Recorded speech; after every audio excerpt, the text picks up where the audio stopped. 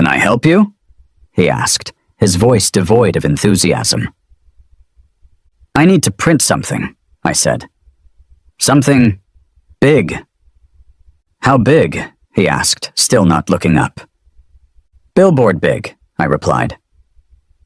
Kevin finally looked up, a flicker of interest in his eyes. "Billboard big, huh? What have you got?" He stared at the documents, then at me, then back at the documents. "You want to print this on a billboard?" "Exactly," I said. "The bigger the better." "Dude," he said, "that's amazing. That's the most passive-aggressive thing I've ever heard. I love it." It started innocently enough. A few packages swiped from porches. A couple of cars rummaged through late at night. Some generally suspicious activity in the neighborhood. Nothing major, but enough to make me think about beefing up security. So I did what any reasonable homeowner in the 21st century would do. I installed some security cameras. Nothing extravagant, mind you. Just a standard doorbell camera to keep an eye on deliveries, a couple of motion-activated floodlight cams for the backyard, and one discreetly positioned camera watching the driveway. They were all pointed at my property, capturing my comings and goings, and generally minding my own business. I wasn't trying to be Big Brother. I just wanted to feel a little safer, and maybe catch the guy who kept stealing my garden gnomes. It seemed like a reasonable precaution, I thought, as I adjusted the angle of the driveway camera. The installation was quick, the setup was easy, and the peace of mind was immediate. Little did I know, my perfectly reasonable security measures were about to trigger an all-out war with the queen of the neighborhood busybodies. I should have known. This is suburbia, after all. The first sign of trouble arrived in the form of a tightly clenched fist rapping aggressively on my front door. I opened it to find myself face to face with the embodiment of suburban discontent. Karen Whitmore. Karen Whitmore. Imagine a woman whose entire personality revolves around complaining, whose spirit animal is a perpetually offended poodle, and whose favorite hobby is making other people's lives miserable. She was the self-appointed neighborhood watchdog, the queen of passive aggression, and, unfortunately for me, my next-door neighbor. She stood on my porch, her arms crossed, her lips pursed, her eyes narrowed in a way that suggested I'd personally offended her ancestors. "Mr. Davis," she began, her voice dripping with a mixture of accusation and disdain, "those cameras you've installed, they're unacceptable." "Unacceptable?"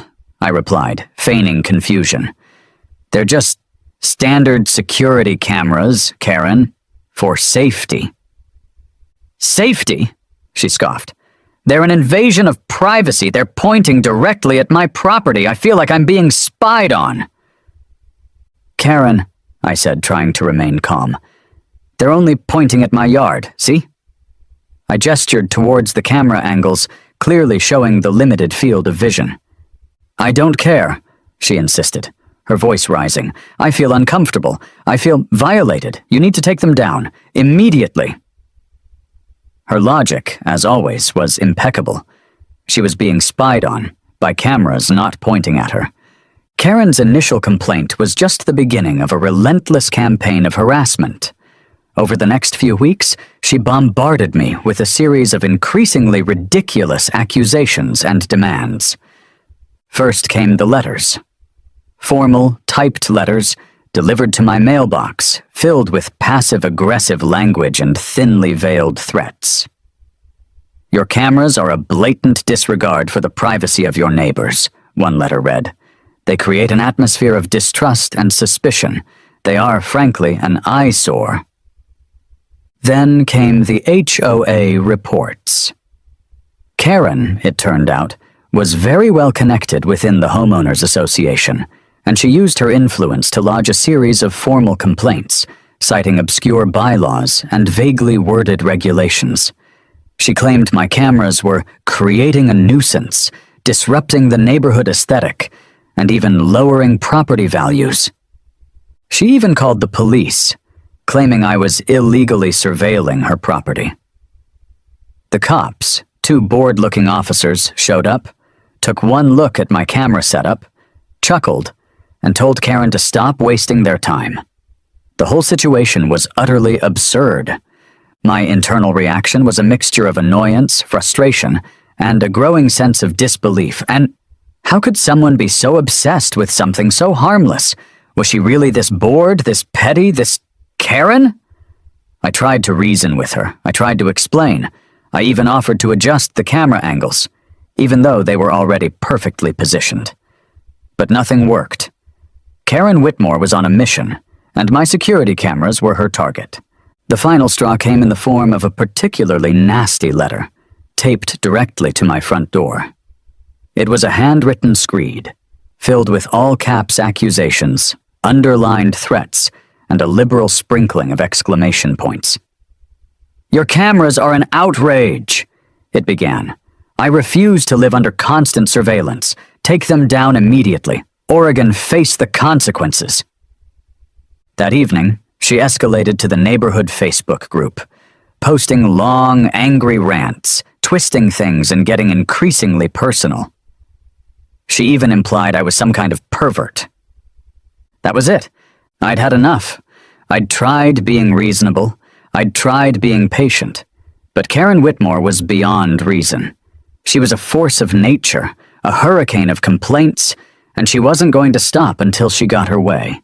Initially, my thought was to go nuclear and call her out, by name on social media. But that was too easy. It was too expected. Ignoring her wasn't working. Reasoning with her was impossible. I needed a new strategy. Something bolder. Something public, I thought, pacing around my living room, the angry letter crumpled in my hand. And then it hit me. A spark of an idea, so audacious, so deliciously petty, that it brought a smile to my face. I remembered all those letters, all those emails, all those social media rants. Karen had provided me with the perfect weapon, her own words. I realized I could use Karen's own words against her, publicly exposing her hypocrisy and ridiculousness. The Billboard concept was born, a giant, unavoidable monument to Karen's own absurdity. Karen Whitmore, you want a war on surveillance? You've got one. Prepare to be billboarded, I declared internally, a surge of defiant energy coursing through me. It was time to fight fire with fire, pettiness with pettiness, and a whole lot of public humiliation. With the Billboard concept firmly planted in my mind, my first task was to gather the ammunition. I needed to compile a comprehensive collection of Karen Whitmore's complaints, a dossier of her digital and paper-based tirades. It was time to weaponize her own words. I started with the physical letters, the ones she'd taped to my door, slipped under my welcome mat, or even, on one memorable occasion, thrown at me from across the street. They were a treasure trove of Karen-isms, filled with all-caps pronouncements, underlined accusations, and exclamation points galore. Next, I delved into my email inbox, searching for every message from Karen. There were dozens of them, each one a masterpiece of passive-aggressive complaining. She'd CC'd the entire HOA board, of course, ensuring that her grievances were a matter of public record. Then came the social media posts. Karen, it turned out, was a prolific poster on the neighborhood Facebook group, a digital warrior fighting for the privacy and sanctity of Sunridge Estates. Her rants about my cameras were legendary, filled with hyperbole, misinformation, and a healthy dose of personal attacks. Finally, I gathered the official HOA complaint forms, those meticulously documented records of Karen's grievances. It was like compiling a greatest hits album of Karen's insanity. Each complaint was more ridiculous than the last, I thought, as I organized the evidence into a neat, chronological pile. There were complaints about the intrusive glare of the camera lenses, the unnatural whirring sounds of the motion sensors, and even the creepy red light that indicated the cameras were recording. It was a symphony of suburban paranoia, a testament to Karen's unwavering commitment to being offended. My next stop was Big Prints, a local print shop that specialized in, well, big prints. I walked in, clutching my meticulously organized collection of Karen's complaints, feeling a mixture of excitement and slight trepidation. The employee behind the counter, a young guy named Kevin with a nose ring and a perpetually bored expression, looked up from his computer. "Can I help you?" he asked, his voice devoid of enthusiasm. "I need to print something," I said. "Something big." "How big?" he asked, still not looking up. "Billboard big," I replied. Kevin finally looked up, a flicker of interest in his eyes. "Billboard big, huh? What have you got?" I explained my project, outlining my plan to create a giant billboard featuring a collage of Karen Whitmore's complaints. I showed him the letters, the emails, the social media posts, the HOA forms. At first, he was bewildered. He stared at the documents, then at me, then back at the documents. "You want to print this on a billboard?" "Exactly," I said. "The bigger, the better." Slowly, a grin spread across Kevin's face. "Dude," he said, "that's amazing. That's the most passive-aggressive thing I've ever heard. I love it." We spent the next hour discussing the details. The size, the material, the font, the layout. I emphasized the need for high-quality printing, a visually striking design, and most importantly, complete accuracy. Every word, every exclamation point, every grammatical error had to be perfectly reproduced. This wasn't just a billboard. It was a public record, a testament to Karen's own words. The design process was a collaborative effort, a merging of my vengeful vision and Kevin's graphic design expertise. We decided to go for a bold, impactful look, something that would be impossible to ignore. The headline, in giant all-caps letters, would read, "Welcome to our neighborhood, a message from Karen Whitmore." Beneath that, we'd arrange a collage of Karen's complaints, carefully selecting the most outrageous and ridiculous examples. We'd use different fonts and colors to highlight her most dramatic pronouncements, her most absurd accusations, her most unintentionally hilarious turns of phrase. We included the all-caps threats, "I refuse to live under constant surveillance." The passive-aggressive insults, "Your cameras are an eyesore." And the timestamps from her HOA complaint emails to prove that this wasn't just a one-time outburst, but a sustained campaign of harassment. And for the finishing touch, the pièce de résistance, we added a small box in the bottom corner with a picture of one of my perfectly legal security cameras and the tagline, "Smile, you're on camera." It was a work of art, a masterpiece of passive aggression, a monument to Karen's own hypocrisy, I thought, admiring the final design on Kevin's computer screen. It was perfect. It was beautiful. It was going to drive Karen absolutely insane. Finding a suitable location for the billboard was crucial. I wanted it to be visible, impactful, and, ideally, directly in Karen Whitmore's line of sight. After scouting the neighborhood, I found the perfect spot. A vacant lot at the entrance to Sunridge Estates, right next to the welcome sign. I contacted the owner of the lot, a surprisingly agreeable old man who seemed amused by my project, and secured a short-term lease.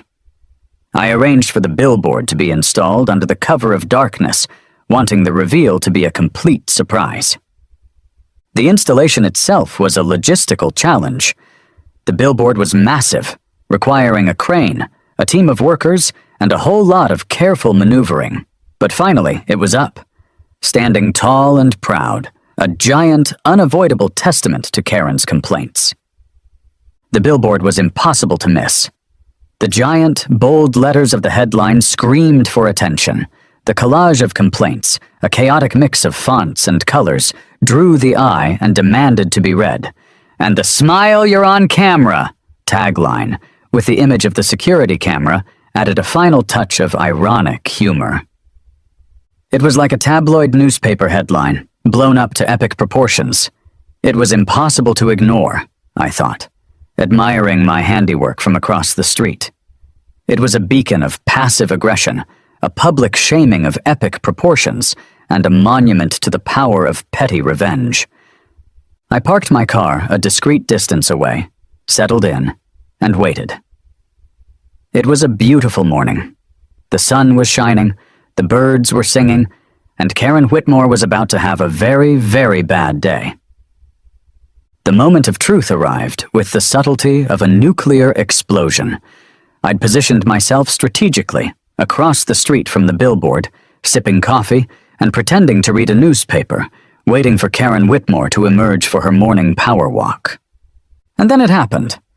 She rounded the corner, her pastel pink tracksuit a beacon of suburban conformity, her blonde helmet hair perfectly in place.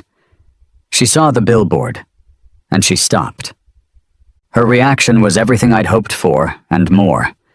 It was a symphony of outrage, a masterclass in Karen-esque meltdown. First, her face went pale, then a mottled red, then a shade of purple I'd previously only seen on eggplants. Her mouth opened and closed, wordlessly, like a fish gasping for air. Her eyes, wide with disbelief, darted back and forth between the billboard and the surrounding landscape, as if she couldn't quite believe what she was seeing. Then, the screaming started. This is libel! Slander! You can't do this!" she shrieked, her voice reaching a pitch that could shatter glass. She stormed towards me, her fists clenched, her clipboard clutched to her chest like a shield. You monster! You've ruined my reputation. You've billboarded me." I lowered my newspaper, a serene smile on my face. "Good morning, Karen," I said, my voice calm and measured. "I see you've noticed the new addition to the neighborhood. What do you think? I call it The Karen Chronicles, a portrait of suburban paranoia." It's illegal," she sputtered, pointing a trembling finger at the giant collage of her own words. "Those are private communications. You can't just publish them." "Everything on that billboard is a direct quote from you, Karen," I corrected her gently. "It's your own words, your own complaints, your own concerns. I'm simply sharing them with the community. You know, in the interest of transparency." "I'll sue you," she roared, her face now a truly alarming shade of crimson. "I'll sue you! I'll sue the billboard company! I'll sue everyone!" "Good luck with that," I replied, with genuine enthusiasm. "My lawyer's already looking forward to it. He finds the whole situation fascinating. He also mentioned something about the First Amendment, freedom of speech, and the fact that truth is an absolute defense against libel. But I'm sure you know all about that, Karen."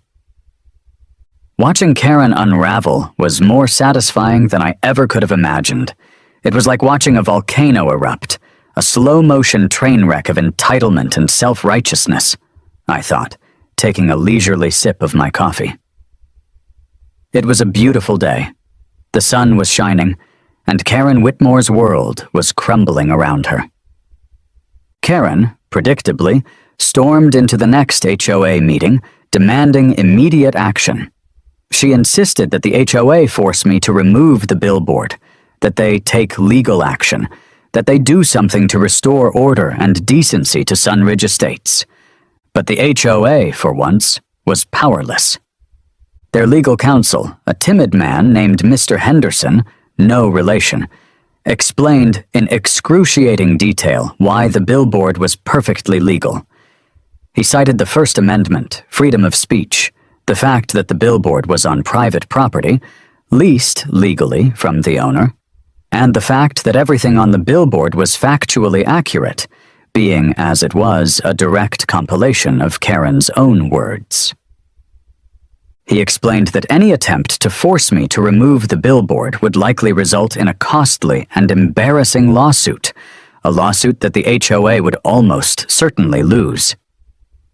He even, somewhat hesitantly, suggested that the HOA might want to consider apologizing to me.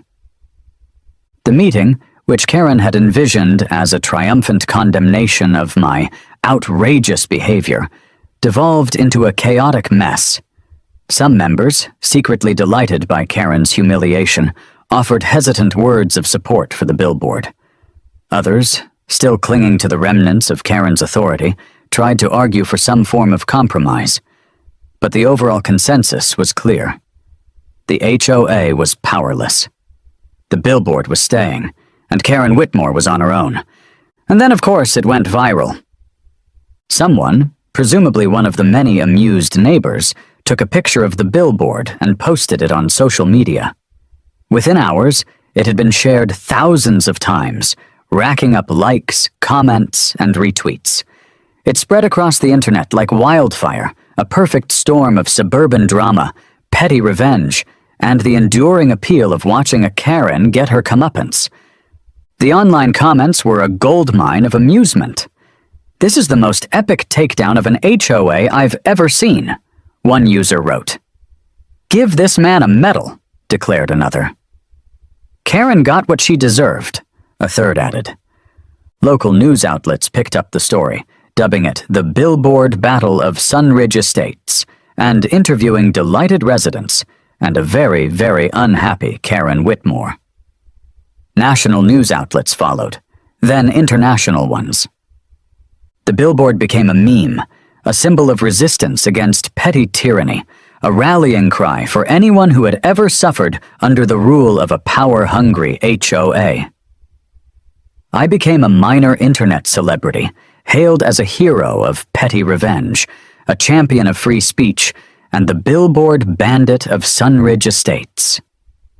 My inbox was flooded with messages of support, offers of free legal advice, and even a few marriage proposals, which I politely declined again.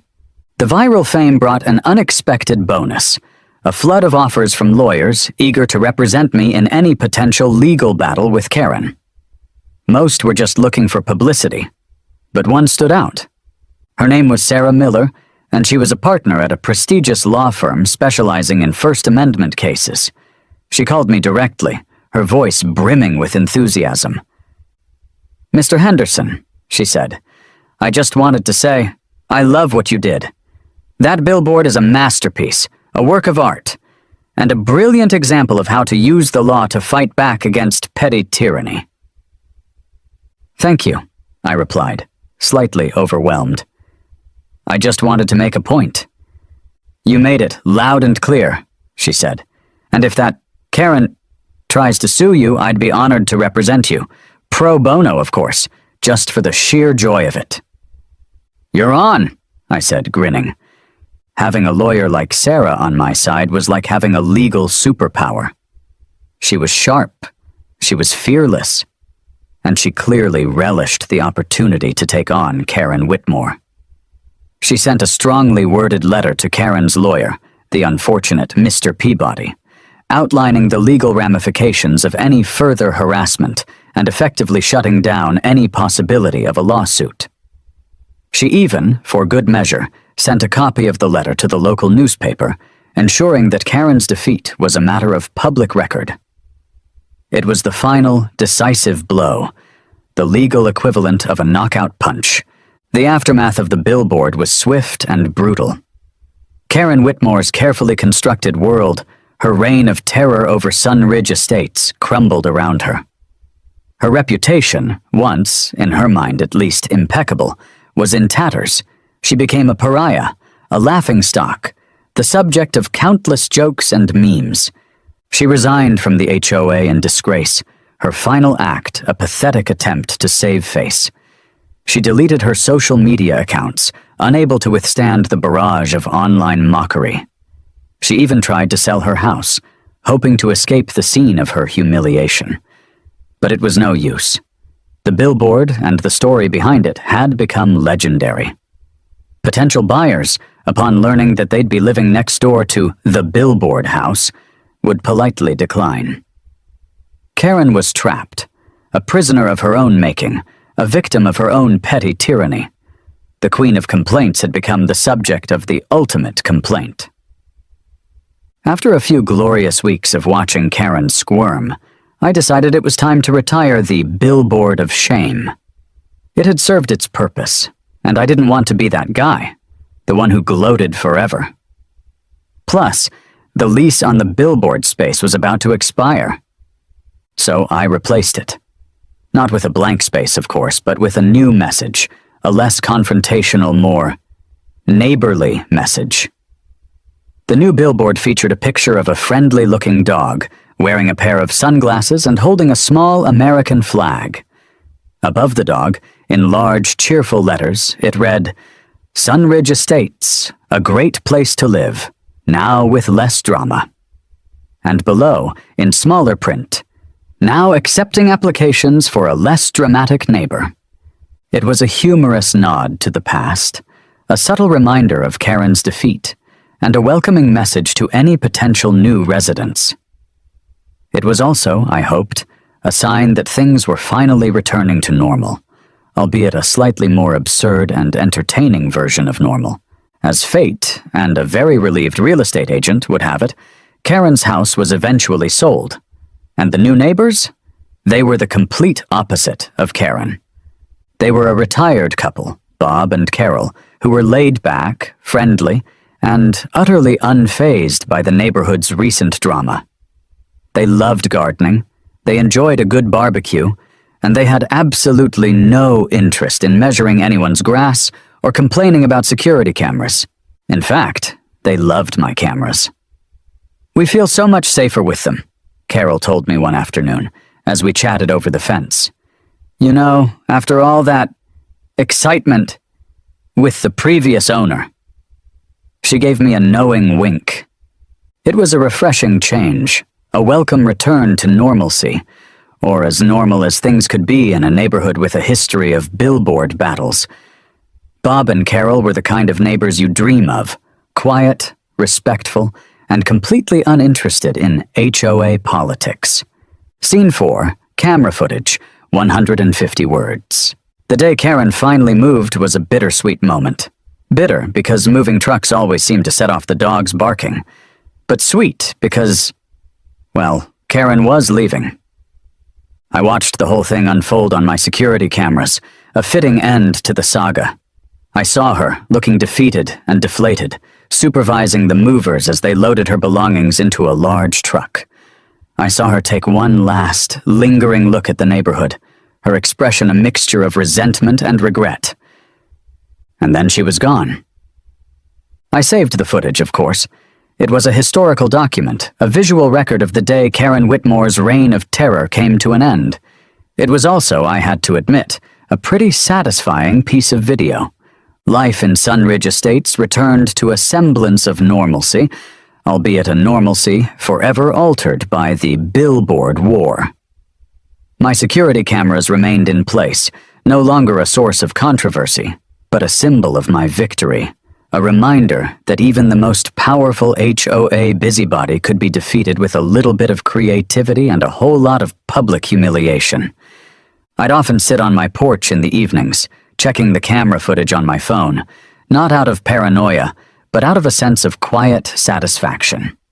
I'd see neighbors walking their dogs, kids playing in their yards, and the occasional delivery truck making its rounds. It was a peaceful, ordinary scene, a testament to the power of community and the enduring appeal of a good, old-fashioned neighborhood feud. One evening, as I was scrolling through the footage, a neighbor walked by, gave me a thumbs up and grinned. "Still keeping an eye on things, eh?" he said. "Just doing my civic duty," I replied with a wink. Who knew that a few security cameras and a burning desire for revenge could lead to all this? I guess sometimes you just gotta put up a billboard to find your peace, I thought, smiling to myself. I raised my glass of iced tea in a silent toast. To Karen's billboard of shame. May it forever serve as a warning to all future nosy neighbors